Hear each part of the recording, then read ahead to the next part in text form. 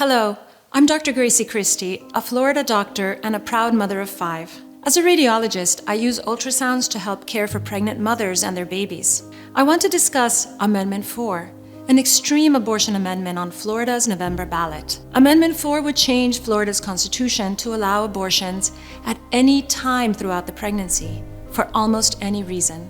My views on this amendment are shaped by faith, science, and common sense. Like so many of you, I believe in the sanctity of every human life, from conception to natural death.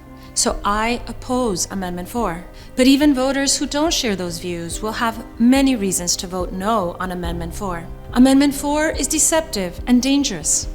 Unlike other amendments, none of its terms are defined, like government interference, viability, healthcare provider, or patient's health. And the word doctor never appears. That's the trick. No definitions means almost no limits. Instead of defining patient's health, Amendment 4 allows non-medical staff at abortion clinics to define it.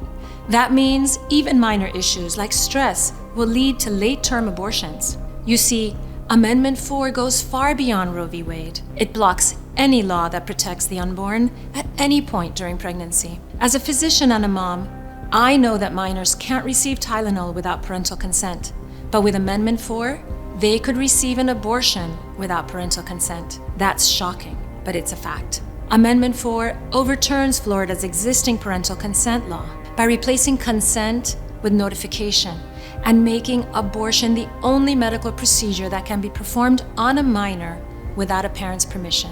So what seems like a safeguard is just another loophole. Finally, Amendment 4 could even require taxpayer-funded abortions. 2 years ago, the same groups that wrote Amendment 4 passed a similar amendment in Michigan.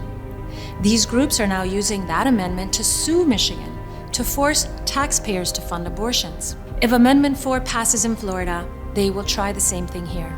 I know it can be hard to discuss abortion, but it's easy to talk about Amendment 4. No one wants to be deceived, and almost everyone opposes late-term abortion, taxpayer-funded abortion, and the elimination of parental consent.